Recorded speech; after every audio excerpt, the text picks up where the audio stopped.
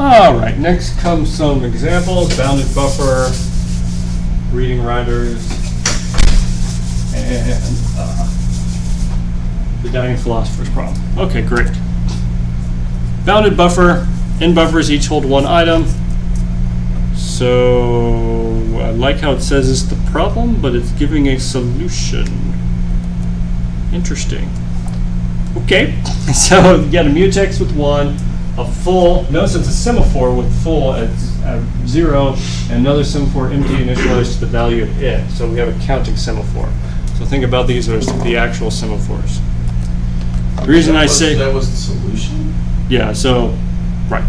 This is going to talk about an actual solution to it. Well, here's the code. Wait on empty. So remember, let me actually write this up on the board so we can make this easy.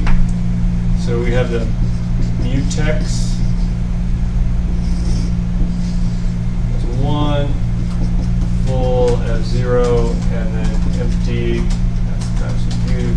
as 10. Whoop. Hold on. Okay, so this is the producer. So the producer is going to wait on empty. Initial values, does he get to put something in? Yes. Yeah, so this is going to become n minus 1. Wait on the mutex. Is he able to grab the mutex right off the bat? All right, good.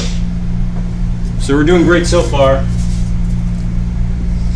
And let's just say, for the sake of argument, he gets interrupted right here, because that's going to be a really good common place to see if there's any type of issues with this algorithm. So we go over to the consumer, wait for full. Is it full? Nope. So he's instantly stuck. Add one item to the buffer, signal the mutex. So that would go back to 0, and then go back to 1. Let's jump back to the consumer code and see if there's anything he can do yet. Nope, he's still waiting on full. So he still can't do anything. Notice he released the mutex before allowing full to execute. And then he can signal full. So he'll signal full as 1. Hopefully you can see this is not saying that the buffer is full. It's just saying, hey, look, you have something available. And then he can go back up to the top.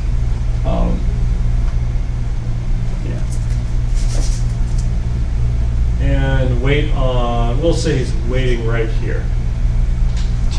Yeah, we'll say he's waiting on empty. How about that? He got interrupted between waiting on empty and mutex. Okay, doesn't really matter right now. The other guy, he gets the full 0. And let me make sure that this is P. So this is not the actual executing, because we're on the consumer one. And then he'll grab the mutex, so C, puts it to 0. And he can remove an item, and he'll probably be executing on it. Okay. Whoops. You just went back. So now we're back at P. This is P. C doesn't exist. We're back on P. What's your question? I was on the consumer part. Back to the consumer. Yeah, okay. You've just, consumer stopped there. Is that where is that? I'm just saying, let's pretend like he got interrupted. Going back to the producer. Just to show you, I'm trying to show you different cases here to give you some confidence that this code is working. So he's going to try and wait on this mutex. He can't, because the consumer is currently consuming something. So it goes back to the consumer. He has to finish executing, and then he can finally signal the mutex.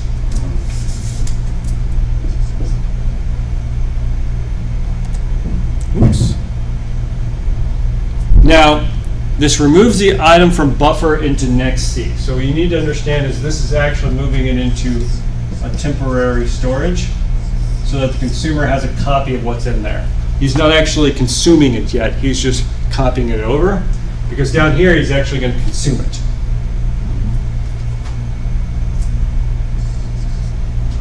And we're just going to say, hey, look, we're going to interrupt again with the mutex, going back to the producer.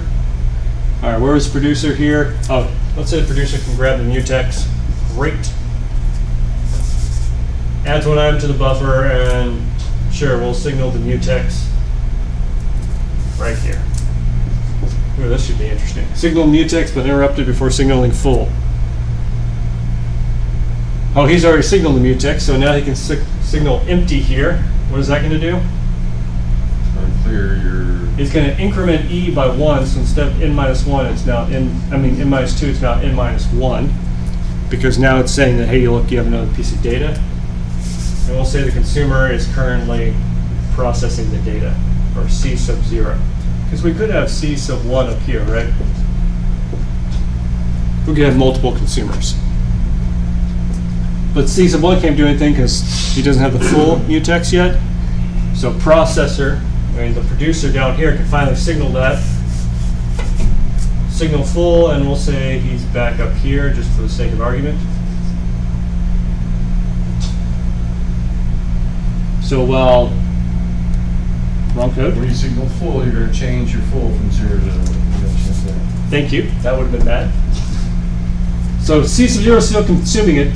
C sub 1 can grab the full, and he can grab the mutex, remove it from the buffer, and then signal the mutex and signal empty as well, and then be down here working on it. And when you signal empty, N is going to be. Let me go ahead and write that, so one step at a time.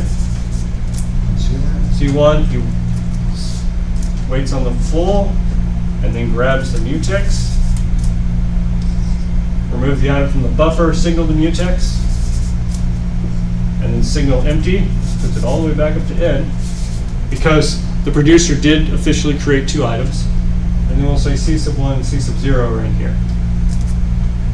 And of course, you could still have C sub 2 waiting up top if you had another consumer going through, waiting for the producer to produce something. Okay, any questions about this? I know it's a little hard to see. It would take a lot more to prove to you that this is correct. But I wanted to at least give you an idea of why this is working. The reason why it's bounded again is because you have a limited The buffer- you have a limited number of items. You have a limited amount of buffer. And that's specified by a semaphore in this situation. By what? A semaphore in this situation. In general, a Boolean semaphore is used to guard an integer, and then you can increment and decrement that integer. And that's why I'm saying usually the counting semaphore is not, I haven't seen it too often, is what I'm trying to say. Because once you have a binary semaphore, you can just, lock a variable, do your change, unlock the semaphore, and move on. It's the same thing. You only need to know whether it's full or there's space available. Right.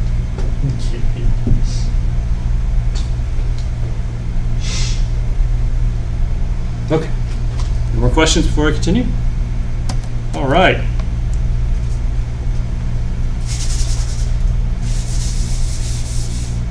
These I'm going to probably go through a little faster. It makes, hopefully, after the bounded buffer example, you see what's kind of going on. You really just need to protect your certain elements and make sure the order is correct. That's always going to get you. Always make sure the order is right. Let's see, reader-writer. We have data sets shared among a number of concurrent processors, so the readers can read the data set. They don't perform any updates, but a writer can both read and write. So you want to be able to allow multiple people to read, but only one writer can access the shared data at a time. In other words, if the writer is reading to it, no one should be reading from it. All right. We'll go put the mutex. Right, it's on the board. We got write, and then we have read count. So we got 1, 1, 0. Perfect. All right. The writer. Wow, this writer's awesome. All right, so he can wait on the write, do his performance, and then signal the write is done. All right. Hopefully that's not confusing. Of course, the reader is going to be even more confusing. So, wait a minute. I thought it was allow multiple readers to read at the same time. Okay, all right. Oh, now I got a read count. So someone's going to get the mutex.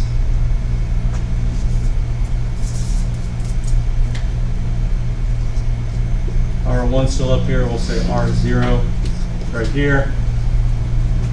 Read count plus plus, 1, mutex 0. If it's equal to 1, which it is, wait on the right, which he can actually. He can wait on it, so he's good. And then he's going to signal the mutex and do his read.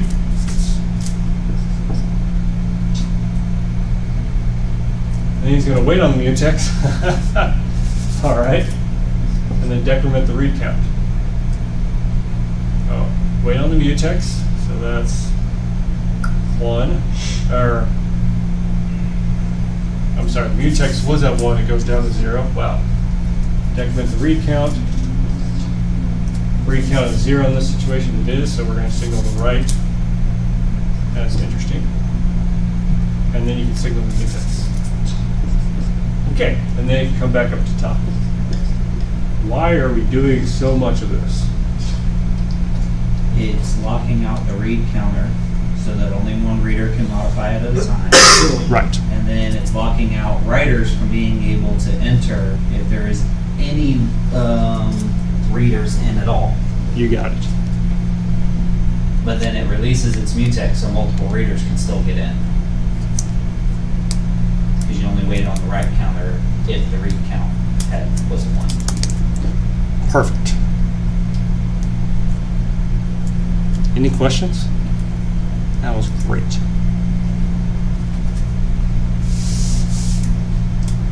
All right. And now what we started with.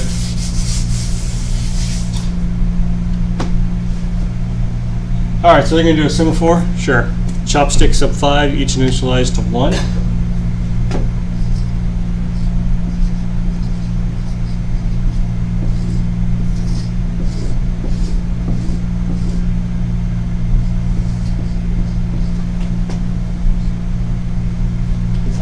Yeah.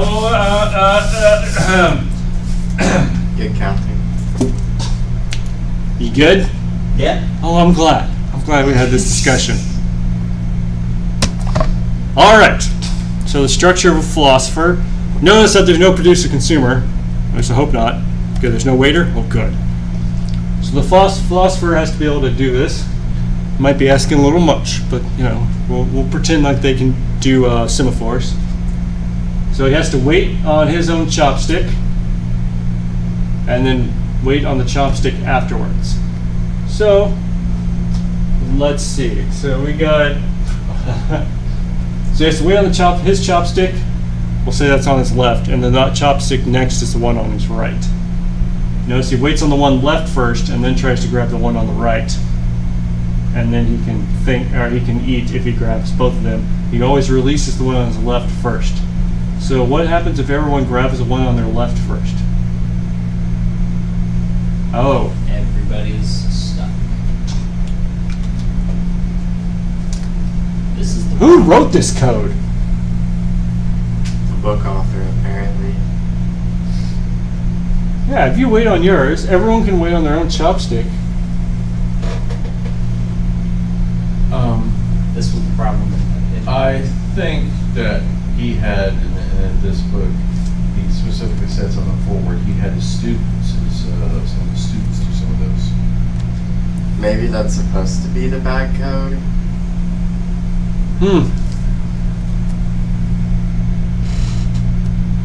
Wow, it doesn't even tell you. All right, so how can we fix this? Trashing it. Trashing it. Caching it? Trashing it. Trashing it. Okay. And then what will we do? Use something else. Okay.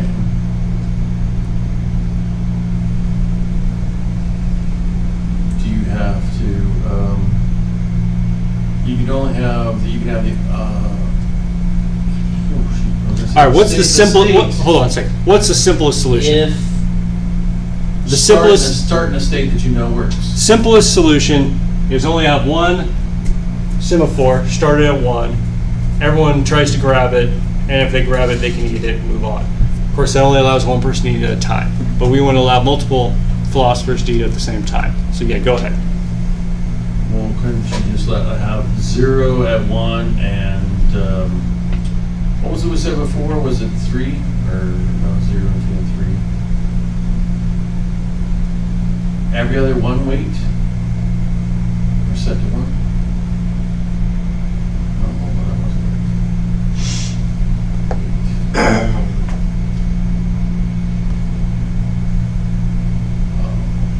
right. This is actually a really hard problem.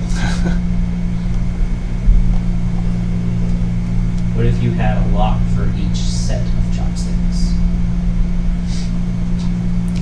Well, if you have an odd number of, but if you have an odd number of philosophers, then you'll have. Oh, we're still supposed to be thinking that because the number can change. Yep, the number can change.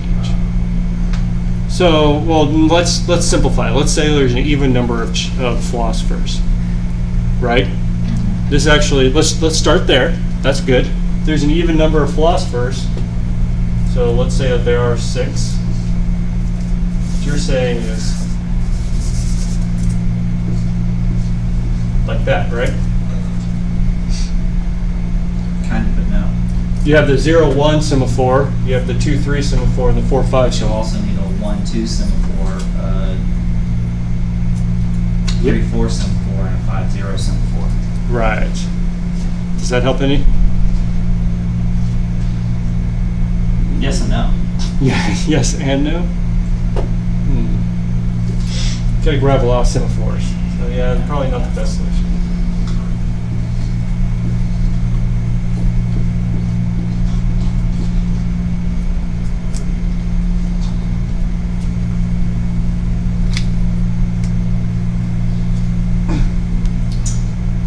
Put in your 1 to the right. What if you have a mutex on waiting? Add 1 more semaphore for saying somebody is trying to grab chopsticks. Ah, there we go. I like that one. So just add a mutex. Very first thing is somebody blocks the mutex. Then he tries to grab both chopsticks. Then he signals that he's done grabbing chopsticks. Right, before he eats. Before he eats.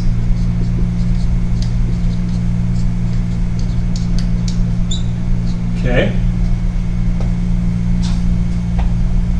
Well, it's good. Good start. What if we're in the situation where we have philosopher 1 is eating, which means that this guy and this guy are 0. And then let's 0. say that 0. P. What's 2 is 0. Thank you. And let's say P2 decides to grab the mutex. Okay. So P2 grabs the mutex, so it's currently 0. He's waiting on chopstick that's being used right now. So, what I'm trying to say here is this isn't a bad solution because, well, first off, is this going to be starvation? No. No, because eventually P1 will signal. Yeah. But this may not be the most efficient Because it's because still only going to allow one in. possible. Hopefully by, logic, or hopefully you would maybe have another data structure between the mutex saying, these philosophers can't enter. So you'd have, grab the mutex. If I'm not allowed to go yet, release the mutex, go back and try and wait on the mutex. See what I'm saying? I'm just trying to tell you how you could try and make it a little more efficient. But this is a great step up there are chopstick guy or chopstick guy plus 1. right. Yeah, they both Signal mutex. Yeah, signal mutex and jump back up. Yeah. And continue. Yeah.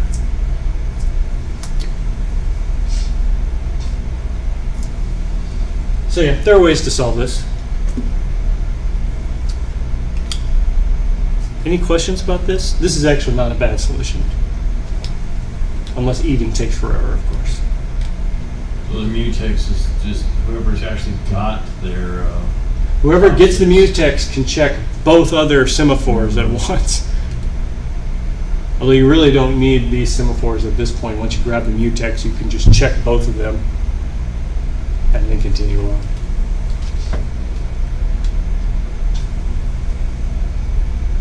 All right. We good?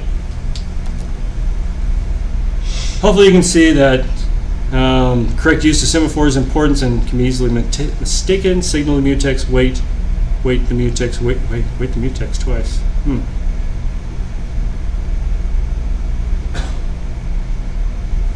Yeah. I think it meant signal twice and wait twice. You can finish this. Well, it's just saying you signal and then wait. Right. You can wake someone out and then hopefully they're going to wake you up. Otherwise, if you wait and wait, Oh, no, if you signal then immediately wait, you're always going to guarantee that the mutex is available. unless someone interrupts you.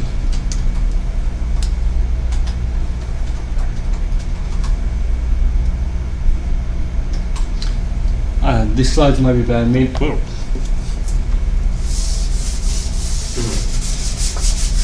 You don't see my screen.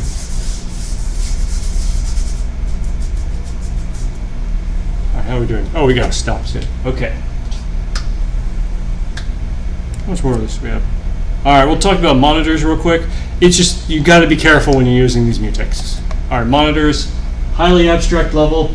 This is what Java does. Literally all it says is only one thread can be in this function at a time.